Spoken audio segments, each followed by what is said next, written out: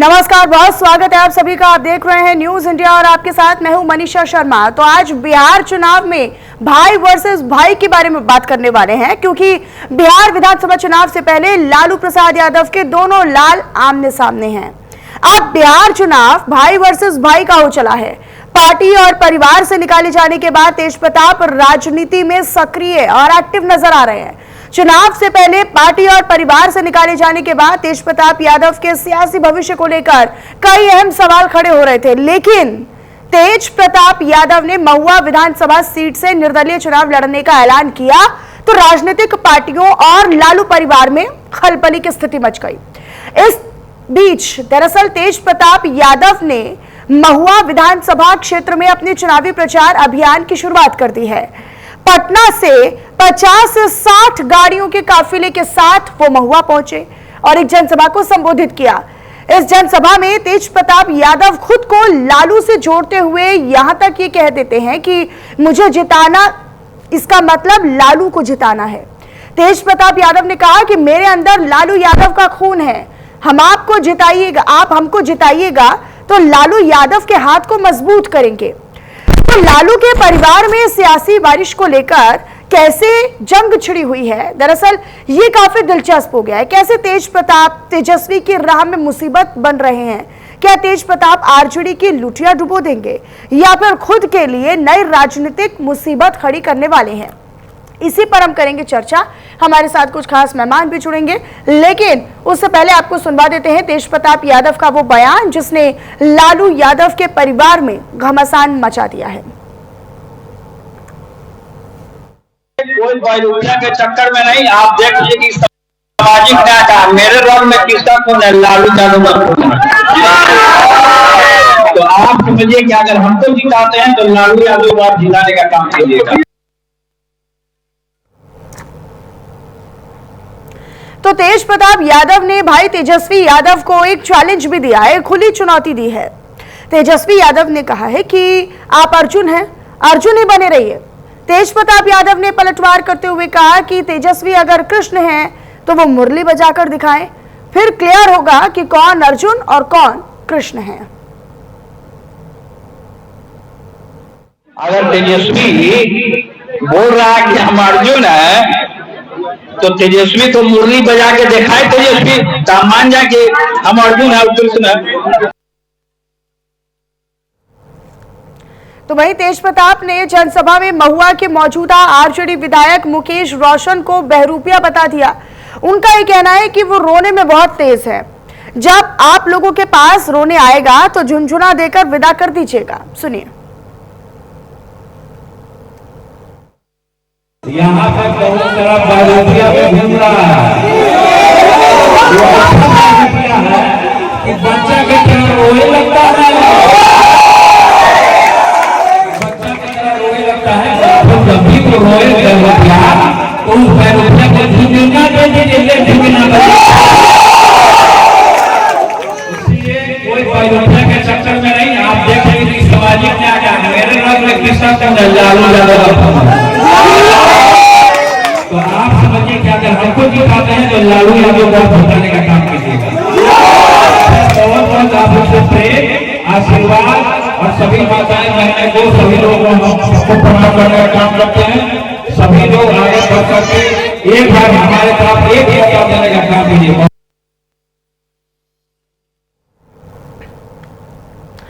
और इसी पर हम आज करने वाले हैं चर्चा। हमारे साथ कुछ खास मेहमान जुड़ रहे हैं, आप सभी का तारुफ उनसे करवा देते हैं। हमारे साथ कांग्रेस के प्रवक्ता प्रभात कुमार जी जुड़ रहे हैं। प्रभात जी, बहुत स्वागत है आपका। मनीष पांडे जी प्रवक्ता बीजेपी के हमारे साथ जुड़ रहे हैं। प्रोफेसर विपुल सुनील जी राजनीतिक विश्लेषक के तौर पर हमारे साथ जुड़ रहे हैं और कुणाल किशोर जी प्रवक्ता जेडीयू पार्टी के हमारे साथ जुड़ रहे हैं। बहुत स्वागत करती हूँ मैं आप सभी का। और शुरुआत मैं करना चाहती हूँ बीजेपी के साथी यानी मनीष पांडे के साथी। मनीष जी, ये क्या देख रहे हैं? ये अंतरकलह की स्थिति बन गई है।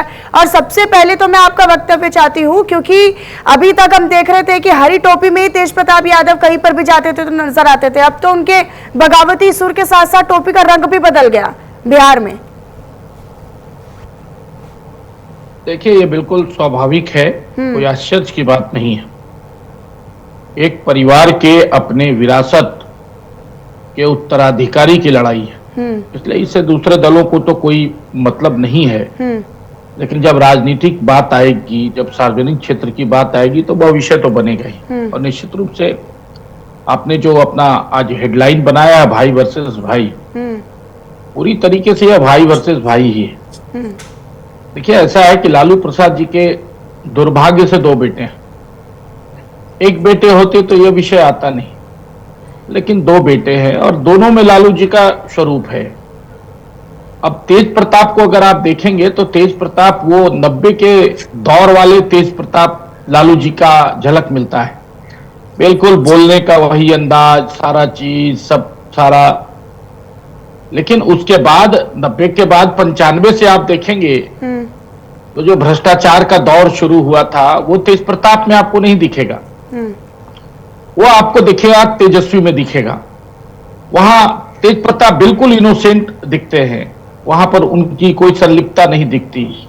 वही ओरिजिनलिटी लालू जी वाला वो तेज प्रताप में दिखता है। लेकिन 95 के दौर से जो शुरू हुआ था लालू प्रसाद जी का इमेज, वो सारा इमेज जो है वो तेज प्रताप तेजस्वी में दिखेगा। तो देखिए ये एक्चुअली क्या है कि हम सभी लोग जानते हैं, और इतना ही नहीं, अभी तो बात और आगे बढ़ने वाली है। क्योंकि जब परिवार में मीशा भारती हैं, रोहिणी आचार्य है, रोहिणी जी के योगदान को भुलाया नहीं जा सकता है। और रोहिणी जी में भी कहीं ना कहीं वो कीड़ा जो राजनीतिक है वो काट चुका है, तभी तो वह चुनाव लड़ी लोकसभा का। तो अगर उनको भी नजरअंदाज किया जाएगा तो कुछ दिनों के बाद वह भी अपना आवाज उठाएंगे ही। ये इन सब चीजों के लिए हम लोग को तैयार रहना है। वो भी टीम बना लेंगे। मैं इसीलिए तो कह रहा हूं कि इन सब चीजों के लिए तैयार रहना पड़ेगा बिल्कुल, कि कल दिन वो भी कहेंगी। मीशा जी भी नजरअंदाज की जाती है, उनका भी फोटो जो है वो पोस्टरों में नहीं लगता है। भाई है तो लालू जी की खून वो भी, और लोकसभा की अब सांसद हो गई, अब तो चुनाव जीती हुई है। लेकिन वहां तो एको हम द्वितीय नास्ती, बिल्कुल पूरी तरीके से राजद को मुट्ठी में बंद करके रखने का विषय है। तो वो अभी तो पहली बार ये जो विद्रोह का बिगुल फूका है, और उन्होंने सही कहा कि आप बांसुरी बचा के दिखाओ, क्योंकि वह नेचुरलिटी जो तेज प्रताप में दिखती है वो तेजस्वी में नहीं है। और आमतौर पर राजद के कार्यकर्ता भी कहते हैं कि तेज प्रताप जितने सुलभ हैं, जितने सहज हैं, जितने मिलनसार है, उतने तेजस्वी नहीं है। तेजस्वी अपने उस आवेरे में रहते हैं जो एक उप मुख्यमंत्री का होता है, एक बड़ा नेता का होता है, एक मुख्यमंत्री के बेटे का होता है। लेकिन वही तेज प्रताप सुलभ है, सहज है और मिलनसार भी कहे जाते हैं। तो मैंने इसलिए कहा कि ये दोनों बेटों में लालू जी के दोनों गुणों की जो है छाप वो मिलती है, कि एक तो वो ठीक है, प्रभात जी का रुक कर लेती हूँ। प्रभात जी, ठीक है, प्रभात जी का मैं ओपनिंग रिमार्क ले लेती हूँ। प्रभात जी, अभी हम बिहार में जो सियासी ये हलचल देख रहे हैं, सियासत घमासान है, लेकिन उससे ज्यादा दिलचस्प हो गया ये भाई वर्सेस भाई, या फिर यूं कह कि हरा वर्सेस पीला। अब तो पीला इसलिए क्योंकि टोपी का रंग उन्होंने बदल दिया। अब हर जगह जाते हैं तो टीम तेज प्रताप के साथ साथ अपनी टोपी पीली लेकर जाते हैं, और ये एक तरीके से एक संकेत भी देने का प्रयास कर रहे हैं कि देखिए हम संगठन भी बना सकते हैं, अलग से पार्टी तो बनी, अलग से हम टीम भी बना रहे हैं, पार्टी भी बना रहे हैं, संगठन भी बना रहे हैं, पूरी तरीके से अलग थलग हो जाएंगे। ये कहना कि हमारे अंदर लालू प्रसाद यादव का खून बहता है, अगर आप हमें जिताइएगा तो उनके हाथ मजबूत होंगे, ये लगता नहीं है कि तेज प्रताप यादव और तेजस्वी यादव अगर अंतर कलह की स्थिति परिवार में चल रही तो पार्टी पर असर डालेगी, महागठबंधन में सीट शेयरिंग फॉर्मूले पर असर डालेगी, ऐसा लगता है? मनीषा जी, सर्वप्रथम आपको और मेरे सारे को पैनलिस्ट और आपके व्यूअर्स को मेरा नमस्कार। मनीष भाई की बात सुन के मुझे बहुत ही मतलब गदगद महसूस कर रहा हूं। आज इन्होंने सार्वजनिक मंच से यह स्वीकारा कि माननीय लालू प्रसाद यादव जी जननेता थे, जननेता हैं और जननेता ही रहेंगे। एक तो पहली बात। दूसरा, तेज प्रताप जी पर जो इनका प्यार उमड़ रहा है वो कोई आश्चर्य की बात नहीं है। घरों को जलाना और जलते हुए देखना भाजपा की पुरानी फितरत रही है। आप देखिए ना, महाराष्ट्र के अंदर शरद पवार जी के परिवार को तोड़ा, घर जलाया। नहीं, लेकिन इसमें बीजेपी की क्या भूमिका समझ रहे हैं आप? ये पार्टी से निष्कासित करना, परिवार से निष्कासित करना, इसमें बीजेपी का क्या रोल है? तो फिर प्रश्न ये भी मनीषा जी उठता है कि राजनीति, भारतीय राजनीति के अंदर जो हमारी जो मतलब डेमोक्रेसी है, कोई भी व्यक्ति चुनाव लड़ सकता है, पहली बात। दूसरा, अभी आपने एक बात कही कि तेज प्रताप जी ने कहा कि हम लालू जी का खून है हमारे अंदर, भाई इसमें शक क्या है? लालू जी के सुपुत्र है तो लालू जी का खून होगा। हाँ। इसमें चर्चा का विषय कहां से आ गया? एक दूसरी बात पर हम आते हैं कि मनीष भाई का जो प्यार उमड़ रहा है, तो ये कोई नई बात थोड़े है। इनका ये तो ताक में लगे रहते हैं। भाजपा रूपी गिद्ध का काम ही यही है कि ये ताक में लगे होते हैं। वैसे मैं आपको मनीषा जी स्पष्ट कर दूं, ये उनका व्यक्तिगत मामला है। तेज प्रताप जी चुनाव लड़े, तेज प्रताप जी चुनाव ना लड़े, तेज प्रताप जी क्या कर रहे हैं, इससे ना तो हमारी पार्टी का कोई लेना देना है, ना बिहार चुनाव का कोई लेना देना है। मैं स्पष्ट बोलता हूं, बिहार चुनाव पर भी इसका कोई प्रभाव नहीं है। बिहार के लोग तो बात कर रहे हैं कि भैया पलायन जो बिहार का सबसे बड़ा सिरदर्द है उस पर बात करो। बिहार के लोग बात कर रहे हैं कि बाढ़ग्रस्त लोग जिनका जनजीवन बिल्कुल अव्यवस्थित है उस पर बात करो। रोजगार जो बिहार का सबसे प्रमुख मुद्दा में से एक है, कि लगातार बिहार के लोग पलायन कर रहे हैं, दूर अपने घरों को छोड़ करके दूर जाकर के अपने जीविकोपार्जन का साधन ढूंढ रहे हैं। उनके लिए मुद्दा ये है। अब हो सकता है देश की मीडिया और भाजपा के लिए मुद्दा तेज प्रताप जी हो, तो आपको मुबारक। हमें तो लगता है बिहारी होने के नाते बिहार का सबसे बड़ा जो दर्द है वो रोजगार और पलायन, और हम उस मुद्दे को लेकर के जनता के बीच में है। और ये जो तीसरा सबसे बड़ी परेशानी जो मनीषा जी है बिहार के अंदर, वो है ध्वस्त हो चुकी, रसातल में जा चुकी कानून व्यवस्था। बिहार के लोग देख रहे हैं आए दिन, क्यों ध्यान देगा इन चीजों पे? जब सुबह में गोली चलती है पटना की सड़कों पे, दोपहर को गोली चलती है हाजीपुर की सड़कों पे, शाम को गोली चलती है मुजफ्फरपुर की सड़कों पे, किसी बेटी बहन का बलात्कार होता है और सरेआम अपराधी घूम रहे होते हैं। तो ये प्रश्न बिहार के लोगों के दिल और दिमाग दोनों में है। बात इन बातों से कोई फर्क नहीं पड़ रहा चुनाव का। इस बार इनको 20 वर्षों का जवाब भी देना पड़ेगा और इनको बताना पड़ेगा कि बिहार का जो इन्होंने ट्रबल इंजन की जो सरकार इनकी है ना, उसने जो बुरी तरह शोषण और दोहन करने का काम किया है, उसका दुष्परिणाम बिहार के लोगों ने झेला है। इनको तो आप ये कह रहे हैं कि भाई वर्सेस भाई की या कृष्ण के कौन है, अर्जुन कौन है, इसकी लड़ाई लोगों के बीच में कोई प्रभाव नहीं डालने वाली है? मतलब ही नहीं बनता मनीषा जी, ये इन बातों का क्या प्रभाव पड़ना? जहां पर स्थिति ये है कि मैं बता तो रहा हूं, सुबह में एक मर्डर होता है, दोपहर में दूसरा मर्डर, शाम को रेप। जब ऐसी स्थितियां कायम हो जाए, कानून व्यवस्था रसातल में चली जाए, तो बात लोग इस पर करेंगे। बात करेंगे पलायन और रोजगार पर, बात करेंगे जो लाठी चलवा रहे हैं नीतीश बाबू हमारे बेरोजगार युवकों पर, जो अपना हक मांग रहे हैं। लेकिन नेता के काम को और पार्टी के मुद्दों को उठाने का काम तो नेताओं के साथ साथ कार्यकर्ताओं और संगठन के स्तर पर भी होता है। अब जब वही बच जाएगा तो फिर मुद्दे कहां से रह जाएंगे ना सर। मैं मनीष जी, ठीक है, मैं मनीष जी का रुख करूंगी, लेकिन उससे पहले मैं जरा विपुल जी के पास जाना चाहती हूँ, ओपनिंग रिमार्क ले लेती हूँ, फिर मैं आऊंगी मनीष जी आपके पास। काउंटर ले लीजिए मनीषा। मैं आऊंगी सर, मैं ओपनिंग रिमार्क ले लूं एक बार विपुल जी से, उसके बाद में काउंटर पर आती हूँ। प्रोफेसर विपुल जी, ये कृष्ण कौन है, अर्जुन कौन है, मेरे अंदर लालू प्रसाद यादव का खून है, ये बताने की क्या जरूरत है कि खून है? वो तो जग जाहिर है ना कि दोनों अगर लाल हैं, दोनों अगर बेटे हैं, तो फिर ये कहना कि आप हमें जिताइएगा तो लालू प्रसाद यादव के हाथ मजबूत होंगे। और ये भी एक सवाल है कि उनसे जब पूछा गया कि क्या आप राघोपुर से चुनाव लड़ेंगे, तो उन्होंने कहा कि अगर महुआ से तेजस्वी यादव लड़ लेते हैं तो हम भी चले जाएंगे राघोपुर। तो मतलब कहीं से कहीं तक कोई ऐसा भाईचारे वाला तो लग नहीं रहा है, बिल्कुल मूड अलग है एकदम। जी मनीषा जी नमस्कार। सबसे पहले तो अभी आपने क्यों जो प्रश्न किया, इस प्रश्न पे आता हूं मैं। अब एक्चुअल में सही बात ये है कि लालू परिवार के या लालू के दोनों बेटे होने के नाते इनकी पूरी की पूरी जमीन राजनीतिक जो है बिहार की राजनीति में जो इनकी जगह बनती है, दोनों लोगों की वो लालू प्रसाद यादव से जुड़ी हुई है। और निश्चित तौर पर उसको कहने और बिना कहे, दोनों अनकहे भी अगर रखते हैं तेज प्रताप यादव, तो उनको बिहार में इसी वजह से वोट मिलेगा कि वो लालू प्रसाद यादव के बेटे हैं। अभी मनीष जी कर रहे थे, और मनीष जी की बातचीत को मैं भी कोट कर देता हूं थोड़ा सा।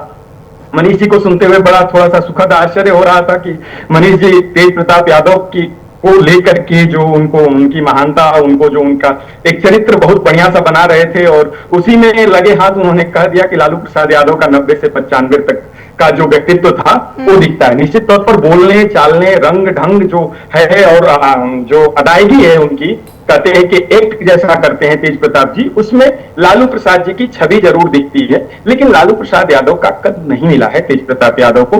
दूसरी छटपटाहट है क्यों उन्हें लालू प्रसाद यादव का नाम लेना पड़ रहा है? क्योंकि बिहार में राजद के परंपरागत वोटर तेजस्वी यादव के साथ है। लालू यादव का 99% वोटर राजद के साथ, मूल राजद है, पंखा इधर लगा दो बेटा, बहुत गर्मी लग रहा है, उनके साथ है, तेजस्वी यादव के साथ है। और ये कहीं ना कहीं तेज प्रताप जी देख रहे हैं। तेज प्रताप जी के अंदर एक मतलब कह सकते हैं कि इनोसेंटपन दिखता है, निश्चलता जिसे हिंदी में हम कह रहे होते हैं, वो है निश्चित तौर पर। लेकिन अब उनके व्यक्तित्व को लेकर के इतना महिमा मंडन भारतीय जनता पार्टी के प्रवक्ता कर रहे थे, वो सुन करके बड़ा मुझे भी आश्चर्य हुआ थोड़ा सा। हालांकि राजनीतिक पार्टी कोई भी, कांग्रेस के भी हित के अगर होते तो कांग्रेस भी ऐसी ही बात कर रही होती, अभी कांग्रेस के प्रवक्ता भी जैसे बात कर रहे थे। लेकिन मैं इन बातों में एक और बात, मनीषा जी थोड़ा सा और 2 मिनट अगर आप समय दे देंगी, तो मैं एक और बात कहना चाहूंगा। इन बातों के पीछे कुछ एक ऐसी रणनीति भी है जिसे हम सीधे तौर पर देख समझ नहीं पा रहे हैं। आप ऐश्वर्या राय और तेज प्रताप यादव वाले विवाद से बखूबी परिचित हैं, पूरा देश परिचित है।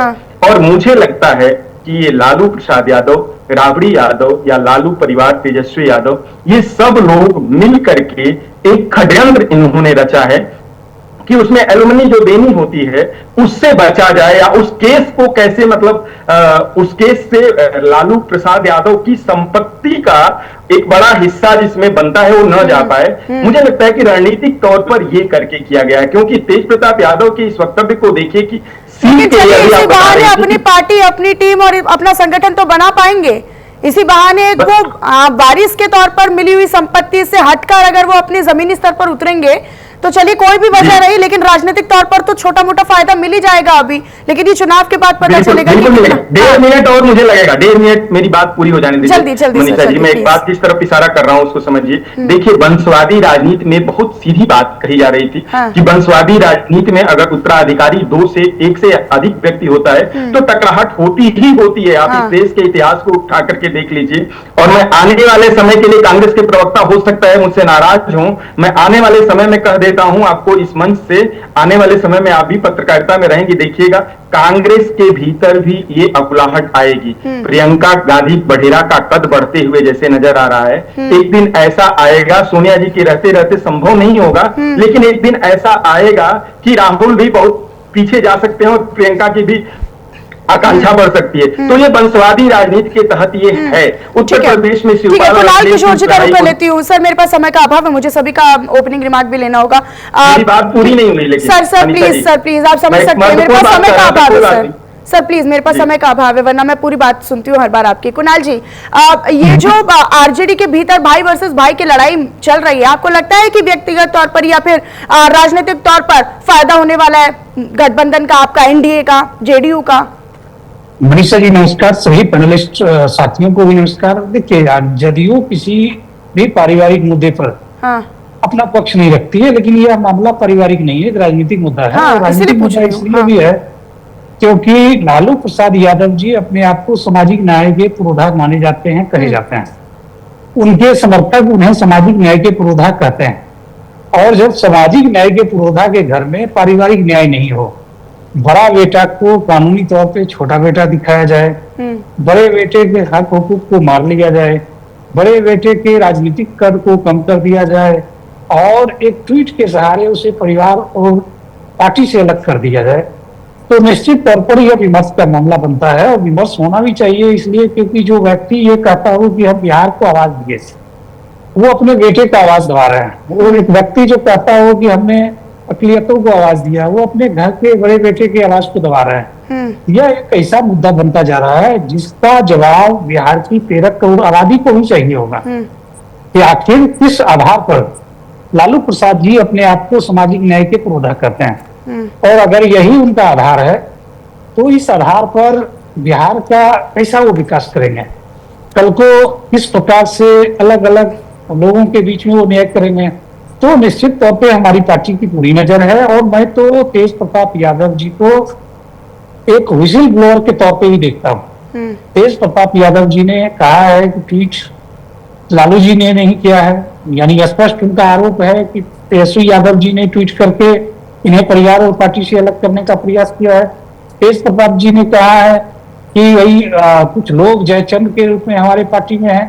नहीं, वो जो तो तेज प्रताप तो जी। ये भी कहते हैं कि भाई वीरेंद्र जैसे नेताओं को निकालते नहीं है, विधायकों को निकालते नहीं, मुझे निष्कासित कर दिया, मुझे निकाल दिया बिल्कुल, पार्टी और बिल्कुल, परिवार ये से। बहुत बड़ा हाँ। एक मिनट, ये बहुत बड़ा मुद्दा है ना कि भाई वीरेंद्र जी जिन्होंने लोक सेवक को धमकाने का प्रयास किया, हाँ। जो जग जाहिर है, हाँ। और उस पर पार्टी ने चू तक नहीं किया, पार्टी के किसी प्रवक्ता, किसी नेता ने 100 नोटिस तक नहीं ठीक किया। है, मनीष पांडे जी यह कुछ कहना दर्शाता चाह रहे है थे। कि मनीष पांडे पार्टी का जी, क्या कल्चर ठीक है जी। सर, ठीक है सर, मनीष पांडे जी काउंटर दे रहे थे। मनीष पांडे जी जल्दी। नहीं, देखिए, एक तो मुझे प्रभात जी की बातों पे लग रहा था कि कांग्रेस को बिहार से किसने रिप्लेस किया, लालू जी ने रिप्लेस किया, और आज उनकी भाषा, चलिए खैर राजनीति में ये सब होता है। देखिए, मैं आज भी लालू प्रसाद जी का प्रशंसक हूं, मैं ऑनलाइन आपके इस डिबेट में कहता हूं, और मैं यह मानता हूं कि लालू प्रसाद यादव अगर भ्रष्टाचार में, परिवारवाद में और जंगल राज में फंसे नहीं होते तो शायद बिहार में कर्पूरी ठाकुर जी के बाद निश्चित रूप से उनका नाम आता। इस बात से कैसे इनकार किया जा सकता है? लालू प्रसाद जी ने बिहार में सामाजिक उत्थान के लिए शुरुआती दौर में जो काम किए हैं उससे कैसे इनकार किया जाए? मैं खुद नहीं इनकार, मैं ऑनलाइन आपको कह रहा हूं। लेकिन उसके बाद मतलब 93-94 के बाद से जो जंगल राज शुरू हुआ, जिस प्रकार से भ्रष्टाचार शुरू हुआ, और बाद में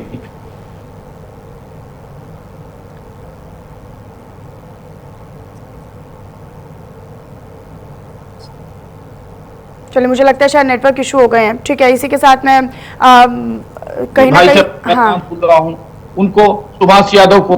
तो देखिए, मेरे कहने का मतलब यह है, ठीक है, प्रभात जी कुछ कहना चाह रहे हैं। प्रभात जी जल्दी से। ये एक मिनट, हाँ, एक मिनट। ठीक है, जल्दी दूसरी से। बात अभी कह रहे थे प्रभात जी, भाई विधानसभा का 5 दिनों का सत्र इन्होंने बर्बाद कर दिया, लेकिन बाढ़ की समस्या पर बात नहीं किए, अपराध की समस्या पर बात नहीं किए, अन्य समस्याओं पर बात नहीं किया, और अभी पैनल पर कह रहे हैं कि बिहार में बाढ़ है, बिहार में ये है, बिहार में। उचित स्थान जहां मिलता है चर्चा विमर्श करने का, वहां तो विमर्श करते नहीं है, और पैनल पर बैठ के सिर्फ पब्लिक को भ्रमित करने के लिए बाढ़ और अन्य विषयों को उठाते हैं। ठीक है प्रभात जी, एक मिनट। ठीक है, मनीषा जी। प्रभात जी काउंटर करें सर। 10 सेकंड में सर प्लीज। हाँ, 10 सेकंड तो बहुत कम होगा, लेकिन चलिए। कोई बात नहीं सर, जितना जदयू के प्रवक्ता हमारे भाई कह रहे थे कि बड़ा बेटा, छोटा बेटा, इनको बता दूं कि अभी सावन का महीना चल रहा है, और भगवान श्री गणेश छोटे पुत्र थे, लेकिन उनको प्रथम पूज्य की उपाधि दी गई। यह हमारा शास्त्रोचित प्रमाण है। वैसे अलग बात है कि परिवार को जो मानते ही नहीं, जिनकी अवधारणा ही परिवार में नहीं है, तो उनसे परिवार की बात नहीं की जा सकती। अभी हमारे मनीष भाई कह रहे थे कि विचार और विमर्श का वक्त नहीं दिया। मनीष भाई, जहां आग लगी हो ना, वहां घी नहीं डाला करते। आपसे प्रश्न किया गया है कि 20 वर्षों का हिसाब दीजिए। 5 दिन में 20 वर्षों का हिसाब नहीं होगा। और जो अभी आपने बाढ़ के लिए बोला, उत्तरदायी कौन है, जिम्मेदार कौन है? आप काम तो करोगे नहीं, सिर्फ आपको विमर्श करना है। और रह गई सदन चलाने की बात, आप ही के नेता स्वर्गीय अरुण जेटली जी कहते थे कि सदन चलाना सत्ता पक्ष का काम है। अपने नेता की भी बात को नहीं मानते आप, दिवंगत नेता है आपके। आप देखिए, यूटर्न पार्टी आपका है, सिस्टम है। बीजेपी का मतलब यूटर्न पार्टी है, हर मुद्दों पे यूटर्न लेती है, लेकिन बिहार आपको यूटर्न नहीं लेने देगा। बिहार ठीक है, प्रबुद्ध लोगों की भूमि है, चाणक्य की भूमि है। आपको आईना दिखाएगा, बिहार विधानसभा वापस का भेजेगा। अंतिम सत्र था, ठीक है सर, ठीक सत्र है। में तो जनता ठीक है के सर। मुद्दे उठा लिए होते। ठीक है सर, बहुत शुक्रिया, बहुत शुक्रिया। शुक्रिया आप सभी खास मेहमानों का हमारे साथ बनने के लिए और इस अहम मुद्दे पर चर्चा के लिए। तो देखिए, अब बिहार में भाई वर्सेस भाई की लड़ाई हो गई है, और साथ ही साथ इस लड़ाई से किसका नफा नुकसान होगा, ये आने वाले समय में बिहार की राजनीति में स्पष्ट तौर पर नजर आने वाला है। फिलहाल मेरे साथ चर्चा में इतना ही। बाकी तमाम खबरों के लिए आप बने रहिएगा हमारे साथ। नमस्कार।